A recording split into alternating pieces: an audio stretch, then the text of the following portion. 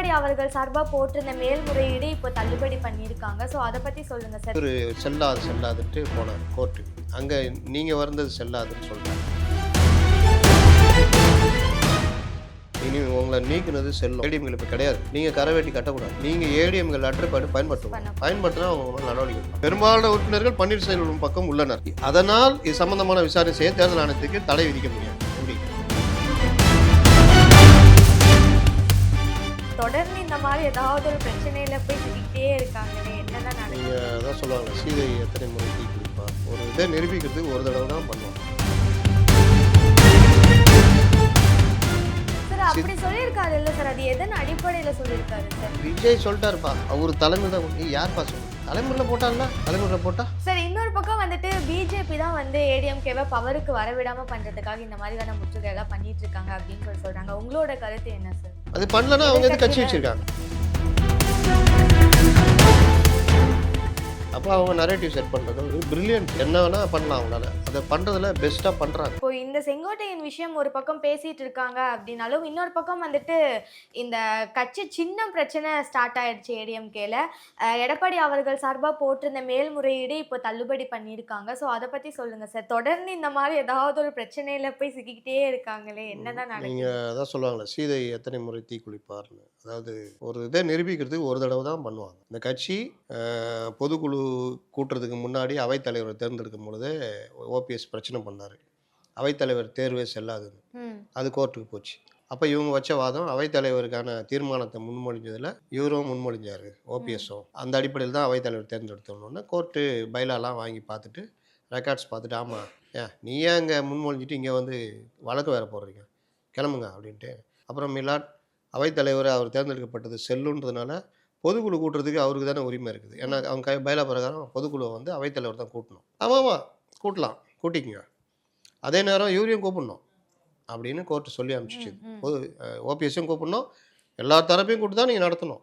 அங்கே யாருக்கு ஆதரவு இருக்குதோ அவங்க தான் ஜெயிச்ச மாதிரி. சரிங்க மிலாட் அப்படின்ட்டு எல்லாருக்கும் கொடுத்தாங்க. அவர் வரல. அவருக்கு தெரியும் மொத்தமே 50 பேர் தாங்கிறாங்கன்னு. 2000 சில்லற பேரில் நமக்கு இருக்கிறது 50 தான் தெரியும். அதனால் அவர் அங்கே போகல, ராயப்பேட்டை ஹாஸ்பிட்டலில் இது ஆஃபீஸில் போய் கதவெல்லாம் உடச்சிருந்தார். இவங்க பொதுக்குழு நடத்தி முறைப்படி பொதுச் செயலாளராக எடப்பாடி பழனிசாமி தேர்ந்தெடுத்துட்டாங்க. அதுக்கு பிறகு இவர் செல்லாதுன்ட்டு போனார் கோர்ட்டுக்கு. அங்கே நீங்கள் வந்தது செல்லாதுன்னு சொல்லிட்டாங்க. அதுக்கு பிறகும் வேஷ்டி கட்டிக்கிட்டு எடப்பாடி பழனிசாமி அறிக்கை விடுவார். இவர் ஒதுக்கப்பட்டு ஓரம் கட்டப்பட்டவர், கட்சியை விட்டு வெளியேற்றிட்டாங்க அவரை. இவரும் ஏடிஎம்கே லெட்டர் பேரில் அறிக்கை விடுவார். அப்புறம் பொறுத்து பார்த்தா அவங்க கோர்ட்டுக்கு போனாங்க. என்னங்க இது, நாங்கள் கட்சி அவர் யார் வெளியில் ஏற்றப்பட்டார், அவர் போய் லெட்டர் பேட் யூஸ் பண்ணுறாரு, இந்த கரவேட்டி கட்டிகிட்டு இருக்காரு அப்படின்னோன்னா கோர்ட்டு கூப்பிட்டு, இனி உங்களை நீக்கினது செல்லும். நீங்கள் நீக்கப்பட்டது, நீங்கள் ஏடிஎம்கள் இப்போ கிடையாது. நீங்கள் கரவேட்டி கட்டக்கூடாது. நீங்கள் ஏடிஎம்கள் லெட்டர் பேடு பயன்படுத்தக்கூடாது. பயன்படுத்தினா அவங்க மேலே நடவடிக்கை எடுப்பாங்க. அதுக்கப்புறம் உரிமை மீட்பு குழுன்னு எதை போட்டுன்னு சுற்றின்னு இருக்காரு. இது எல்லாம் இல்லாமல் ரெட்டையிலை எதிர்த்து பலாப்பழ சின்னத்தில் போட்டியே விட்டார். கரெக்டாக? இப்போ இவர் வந்து அதிமுகவில் குழப்பத்தை ஏற்படுத்துவார். இவர் வந்து அதிமுக இது பண்ணுவார்னா என்ன பண்ணுவார்? சென்னை இந்தியாவில் இருக்க பெரிய கோர்ட்டே அங்கீகரிச்சிச்சு அதிமுகவுக்கு இவங்க பண்ணது கரெக்டுன்னு. இப்போ திடீர்னு புகழேந்தி, அவர் யார்? ஏற்கனவே ஓபிஎஸ் எடப்பாடி எல்லாம் ஒன்றா இருந்தப்போ இவர் கர்நாடகா செயலாளராக இருந்தவர். டிடிவி அணிக்கு போயிட்டார். டிடிவி அணிக்கு போயிட்டார். மறுபடியும் வந்தார். மறுபடியும் எதை பண்ணார்? மறுபடியும் இவரை கட்சியை விட்டு வெளியேற்றிட்டாங்க. இவர் ஒரு கேஸ் போடுறாரு. கேசி பழனிசாமி ஏற்கனவே கட்சியை விட்டு நீக்கினாங்க. அவர் ஒரு கேஸ் போட்டிருக்காரு. சசிகலாவை பொதுச்செயலாளர் ஜெயிலில் இருக்கும்போது பொதுச்செயலாளர் இல்லைன்னு மாற்றி இவங்களே பைலா திருத்தினாங்க. மறுபடியும் இது பண்ணாங்க, பொதுச்செயலாளர் நீக்கினாங்க. அதெல்லாம் அதை எடுத்து அவங்க ஒரு வழக்கு போட்டிருக்காங்க. பொதுவாக கட்சியில் இந்த பதவிகள் சம்பந்தமாக உட்கட்சி பிரச்சனைகளுக்கு உரிமையியல் நீதிமன்றம்னு இருக்குது, இங்கே இருக்குது. அதில் தான் நீங்கள் வழக்கு போட முடியும். அந்த வழக்கு சசிகலா போட்டிருக்காங்க, கேசி பழனிசாமி போட்டிருக்காரு, வேறு யாராவது இந்த மாதிரி இதுன்னு போட்டிருக்காங்க. திடீர்னு இப்போ கிளப்பிட்டு வந்து இந்த வழக்கு இந்த மாதிரி விசாரிக்கணும் அப்படின்னா நான் கேட்குறேன், அவ்வளோ பெரிய கட்சியிலேருந்து வெளியேற்றப்பட்டவரெலாம் போட்டால் அதை ஏற்றுக்குவீங்களா? அதில் அவர் கேள்வி கேட்குறாரு. யார் கேட்குறா? நீதிபதி கேட்குறாரு. என்ன கேட்குறாரு? தேர்தல் ஆணையத்தை பார்த்து கேட்குறாரு. உங்களுக்கு அவங்க வந்து தேர்தல் ஆணையம் நீதிமன்றம் உத்தரவிட்டோன்னா நாங்கள் வந்து எல்லாருக்கும் வந்து நோட்டீஸ்லாம் கொடுத்தோம் அப்படின்னோன்னா கண்டிக்கிறாங்க. நீதிமன்ற உத்தரவை இதற்கு கண்டனம் தெரிவித்த நீதிபதிகள் தேர்தல் ஆணையத்தின் வாதத்தை பதிவு செய்து கொண்டு மட்டுமே உத்தரவு பிறப்பிக்கப்பட்டதாகவும் நீங்கள் சொன்னதை வச்சுட்டு மட்டும்தான் நான் உத்தரவு உத்தரவு போடுறோம். ம். நீதிமன்ற உத்தரவை சுட்டிக்காட்டி அதிகாரத்தை துஷ்பிரயோகம் செய்ய வேண்டாம் என்றனர். மேலும் உள்கட்சி விவகாரம் தொடர்பாக அளித்த மனு மீது தேர்தல் ஆணையம் விசாரணை நடத்த முடியுமா என்றும் கேள்வி எழுப்பினர். ம். இதற்கு பதிலளித்த தேர்தல் ஆணைய தரப்பு வழக்கறிஞர், உள்கட்சி விவகாரம் தொடர்பாக நிலுவையில் உள்ள உரிமையியல் வழக்குகளின் உத்தரவுக்கு தேர்தல் ஆணையம் கட்டுப்படும் என்றும், இது உரிமையியல் வழக்குகள் உத்தரவு இருக்குல்ல, அதுக்கு தேர்தல் ஆணையம் கட்டுப்படும். கட்டுப்படும். அப்போ அந்த வழக்கில் ஒரு தீர்ப்பு, ம். சசிகலா நியமனம் நீக்கப்பட்டது செல்லும் அப்படின்னு சொல்லிட்டா அதுக்கு தேர்தல் அவங்க ஆணையம் ஏற்றுக்கணும் ஏத்துக்கணும். என்றும், தற்போது இந்த மனுக்களை விசாரிக்க அதிகாரம் உள்ளதா இல்லையா என்பது குறித்து தேர்தல் ஆணையம் இன்னும் எந்த முடிவும் எடுக்கவில்லை எடுக்கல. அப்படின்றாங்க. ம். ஏன்னா இது ஒரு குழப்பத்துக்குரிய விஷயம். ம். கேசி பழனிசாமி வந்து கேட்கறதுலாம் உரிமையியல் சார்ந்த விஷயம். அப்போ இந்த இதில் வந்து தொடர்ந்து ரவீந்திரநாத், புகழேந்தி, ராம்குமார் ஆதித்தன் உள்ளிட்டோர் தரப்பில் ஆஜரான வழக்கறிஞர் பன்னீர்செல்வம் கட்சியின் பெயர் கொடி பயன்படுத்த தடை விதித்திருந்தாலும், நான் சொன்னல ஓபிஎஸ் பெரும்பாலான உறுப்பினர்கள் பன்னீர்செல்வம் பக்கம் உள்ளனர். அதனால் இது சம்பந்தமான விசாரணை செய்ய தேர்தல் ஆணையத்துக்கு தடை விதிக்க முடியாது. எப்படி இவங்களா சொல்கிறாங்க, ம். நீ இதெல்லாம் உச்சநீதிமன்றம் அவருக்கு ஒன்றும் இல்லை வெளியேறது கரெக்டுன்னு சொன்னாலும் பெரும்பாலான உறுப்பினர்கள் இருக்கிறாங்க, இருக்கு. அதனால தடை விதிக்க முடியாதுன்றாங்க. அப்போ இவங்க சொல்கிற வார்த்தை எப்படி கேட்க முடியும்? அதுக்கு என்ன ஆதாரம்? எதுவுமே கிடையாது. ஆனால் இங்கே பக்காவாக பொதுக்குழு நடத்தி ஆதாரம் இருக்குது. ஆனால் இதில் என்ன இப்போ தீர்ப்பு வருது, தேர்தல் ஆணையம் விசாரிக்க தடை விதிக்க முடியாது. உடனே நம்ம ஆளுங்க தூக்கிட்டு எடப்பாடிக்கு பின்னடைவு, அவருக்கு முன்னடைவு, இவர் அப்படி பண்ணிட்டாரு, இரட்டை இலை சின்னம் இதனால் முடக்கப்படுமா? அதில் வந்து எடப்பாடி தரப்பு வழக்கறிஞர் சொல்கிறது, நீங்கள் இந்த மாதிரிலாம் பண்ணிட்டு இருந்தீங்கன்னா தேவையில்லாத ஒர்க்கு, இதெல்லாம் வச்சுக்கிட்டு இப்படியே போய் இரட்டை இலையை முடக்கிறேன்னு போய் நிற்பீங்க, இது தேவையில்லாத வேலை.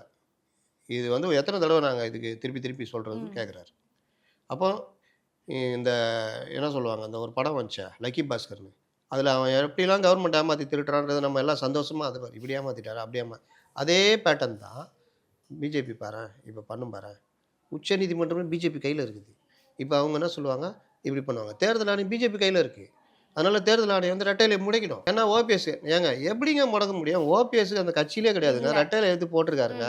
புகழேந்தி கட்சியிலே கிடையாதுங்க, அந்த ஆதித்தன்றவரும் கட்சியில் கிடையாதுங்க, ரவீந்திரநாத்லாம் நீக்கப்பட்டவருங்க. அவங்க சொன்னாங்கன்னு எப்படிங்க தேர்தல் ஆணையம்? அதெல்லாம் அவங்களுக்கு தெரியாது.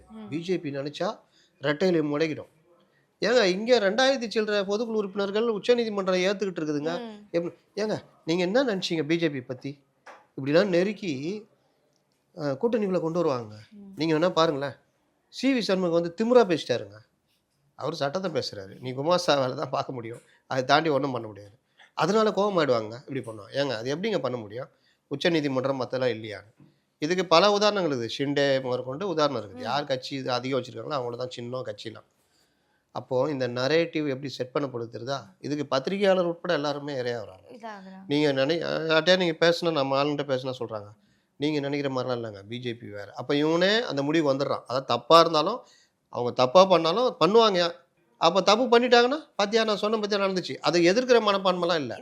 பாத்தியா நான் சொன்ன பற்றியா நடந்துச்சு வேறு, இதுதான் எடப்பாடிக்கு வேணும், அவ்வளோதானே தவிர என்ன அப்படி பண்ணுறாங்க அது கிடையாது. அதனால் இந்த விஷயத்தை மறுபடியும் ஊதி பெரிதாக்குவாங்க. இன்றைக்கி நைட்டு பார்த்தீங்கன்னா லகுட பாண்டிகள்லாம் உட்காந்துக்கின்னு நீதிமன்ற தீர்ப்பு அதிமுகவுக்கு பின்னடைவா முன்னடைவா, ரெட்டை இலை இருக்குமா இருக்காதா அப்படி இப்படின்னு பேசுவாங்க. இந்த சைடு ஒருத்தர் கத்திட்டு இருப்பார், அந்த சைடு ஒருத்தர் கத்திட்டு இருப்பார். ஒருத்தர் பெருசாக உட்காந்துன்னு அதான் அந்த 5 கட்சி கூட்டம்லாம் பேசிட்டு இருக்காங்களே இப்போ. பாஜக, தாவேகா, அதிமுக, பாஜக, இது விசிகா, திமுகவும் சேர்க்கல பாவம். அவர் கொஞ்சம் யோசிச்சிருப்பார், ஐயோ ரொம்ப சொன்ன நம்ப மாட்டாங்க. நான் கேட்குறேன் சார், அப்படி சொல்லியிருக்காரு இல்லை சார், அது எதன் அடிப்படையில் சொல்லியிருக்காரு சார்? ஏன்னா இப்போ நம்ம ஒரு விஷயம் வந்துட்டு அவர்கிட்ட கேட்க open ஆ வேண்டிய கேள்வி statement என்கிட்ட வைக்கிறோம். கேட்குறீங்களே. ஒரு சின்ன குழந்தைய கூப்பிட்டு கேட்டால் கூட அது சிரிச்சிடும், என்னையா இது இந்த மாதிரி சொல்கிறேன். சித்தாந்த எதிரி அரசியல் எதிரின்னு சொன்ன ஆள் அதிமுகவும் பாஜகவும் சேர்ந்தா இவர் இப்படி அங்கே போய் சேருவார். அதிமுகவும் தாவேகாவும் சேர்றதுனால பாஜக எதுக்கு? அதிமுக பாஜக கூட போகவே மாட்டேன்றாங்கல்ல, மறுபடியும் அதிமுக பாஜக ஏன் சொல்கிறேன்? விசிகாவும் பாஜக ஒன்று சேருமா? அப்போ இதெல்லாம் வச்சுட்டு விவாதிக்கணுமா? குழந்தைத்தனமாக பேசுவது, அதை எடுத்துக்கிட்டு அதையும் ஓட்டணும் அப்படிங்களா? அப்போது இது வந்து எப்படிங்க அவங்க பெரிய அவங்க வருது. ஏன்னா இன்னைக்கு நம்ம ஆட்கள் பார்க்கறதுலாம், அதுலேயே சொல்லிட்டான்ப்பா, இது விஜய் சொல்லிட்டாருப்பா, அவர் தலைமையில் தான். நீ யார்ப்பா சொன்னது? தலைமுறையில் போட்டான்ல, தலைமுறையில் போட்டா, நியூஸ் 18 போட்டான்ல, நியூஸ் 18 போட்டால் பாலிமர்லேயும் போட்டாங்க, அவ்வளோதான். சரிங்க, இவங்கெல்லாம் யாருங்க? இவங்க எங்கேருந்து எடுத்து போட்டாங்க? அது நீங்கள் எப்படிங்க கேட்பீங்க? போட்டாங்க. நம்புங்க, நம்புங்கள் நாராயணன். இதுதான் நிலைமை. அப்போ மெயின் ஸ்ட்ரீம் மீடியானா நீ பெரிய இது, நீ போட்டனா நம்பணுன்றதுலாம் எதுவும் கிடையாது. இல்ல. என்னன்னா ஒரு கருத்தை திருப்பி திருப்பி திருப்பி உருவாக்குறாங்க. ம். இதுதான் விஷயம். அதில் தான் இவர்கள் யாரும் போய் சிக்கிக்கிட்டாங்கன்னா சின்ன பின்னம் ஆயிடுவாங்க. அதனால் உசுப்பேத்துற இடத்துல உம்முன்னு கடுப்பேத்துற இடத்துல கம்முன்னு இருந்தா வாழ்க்கை ஜம்முன்னு இருக்கும். அவ்வளோதான். சரி, இன்னொரு பக்கம் வந்துட்டு பிஜேபி தான் வந்து ஏடிஎம்கேவை பவருக்கு வரவிடாம பண்றதுக்காக இந்த மாதிரியான முற்றுகையெல்லாம் பண்ணிட்டு இருக்காங்க அப்படின்னு சொல்றாங்க. உங்களோட கருத்து என்ன சார்? அதான் நான் இவ்வளோ சொன்னேன். அவங்க தான் அப்போ இங்கே பண்ணிட்டு இருக்காங்க. இங்கே திமுக அவங்களுக்கு இயற்கையாகவே அதுதான் வேலை. ஏன்னா அது பண்ணி தான் ஆகணும். அது பண்ணலன்னா அவங்க எது கட்சி வச்சுருக்காங்க. ம். அப்போ அவங்க நரேட்டிவ் செட் பண்ணுறது ஒரு பிரில்லியன்ட்டு. என்ன வேணால் பண்ணலாம் அவங்களால. அதை பண்ணுறதுல பெஸ்ட்டாக பண்ணுறாங்க.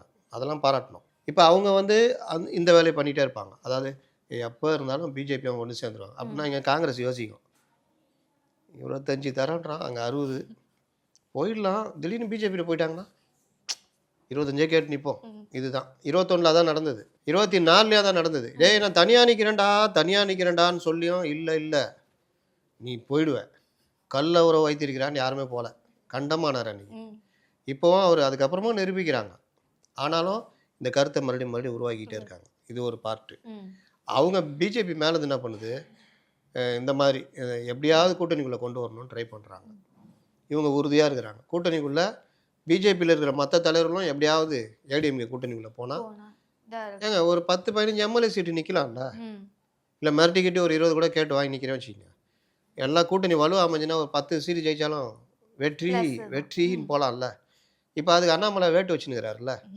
தனியாக நின்றுட்டு எங்கடா ஆளும் இருக்க மாட்டான், நம்ம மட்டும் தாமரை தூக்கிட்டு ஆட்டி இருந்தா என்ன பண்ணுறது?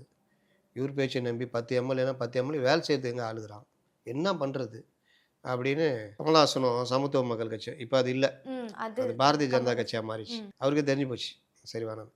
2 பேரும் கூட்டணி வச்சாங்கல்ல, ம். அதில் ஒரு 60 சீட்டோ 50 சீட்டோ கொடுத்தாப்புல. அதுக்கு ஆள் இல்லாமல் கொண்டு போய் திருப்பி கொடுத்துட்டாங்க. திரும்ப கொடுத்தாச்சு. அதே மாதிரி இன்னொரு கட்சிக்கு நடந்தது, பாஜக கூட்டணியில் நினைக்கிறேன். இந்த இவர் கட்சி, இந்த வின் டிவி தேவநாதன் கட்சி. ம். அப்போது அந்த மாதிரிலாம் நிலமெல்லாம் வரும். இப்போ திடீர்னு 60 இடங்களில் பாஜக போட்டி அப்படின்னு அண்ணாமலை முடிவெடுத்துட்டாரு வச்சுக்கோங்க, யார் நிற்கிறது? நீ சொல்லிட்டு போக, ஆள் வேணும். எப்படியும் தோற்றுருவோன்னு தெரியும். ஏன்னா பெரிய பெரிய மலைங்க மோதுற இடத்துல நம்ம ஓரமாக முடிஞ்சிடும். நீங்கள் உங்கள் இது பெருமைக்கு சொல்லிட்டீங்க, நான் நின்று என்ன வருது? பார்லிமெண்ட் எலெக்ஷன் கதை வேறு, இப்போ இருக்கிற கதை வேறு. ம். எல்லாரும் வலுவாக கூட்டணி இருக்காங்க. நம்ம மிஞ்சி போனால் இவ்வளோ தான் ஓட்டுவாங்க, செலவு பண்ணி தோக்கணுமா அப்படின்ட்டு ரொம்ப பேர் ஒதுங்கிடுவாங்க. ஒதுங்கிடுவாங்க. அதனால் இன்னொன்று 234 தொகுதி நிற்க வைக்க முடியுமா? முடியாது. குறைந்தது ஒரு 60 50. நீங்கள் வாங்கின இது எவ்வளோ? 8 9 தொகுதிகளில் 2வது இடம். ம். அப்படி பார்த்தா நீங்கள் 9 6 54 சீட்டுங்க நீங்கள் நின்று ஆகணும். அப்போ நிற்க முடியலன்னா அதுவே அவங்களுக்கு பெரிய சிக்கல். ட்ராபேக் தான். ம். அதை வந்து அவங்க டெல்லி மேல் இடத்துல சொல்கிறாங்க, எப்படியாவது ஏடிஎம்கே உள்ளே கொண்டு வாங்க அப்படின்னு. ஏடிஎம்கேல சில லீடர்ஸு எதுக்கியா தொல்லை, எப்போ ரைடு வருமோ என்ன வருமோ, காலைல எஞ்சாலே வீட்டில் வாசலில் ஏதாவது கவர்மெண்ட் வண்டி பார்த்தால பக்குனுக்குது அப்படின்னு. அப்போ அவங்களும் எதாவது யோசிக்கிறாங்க வச்சுக்கோங்க, அதெல்லாம் வேணாம் சேரலான்னு.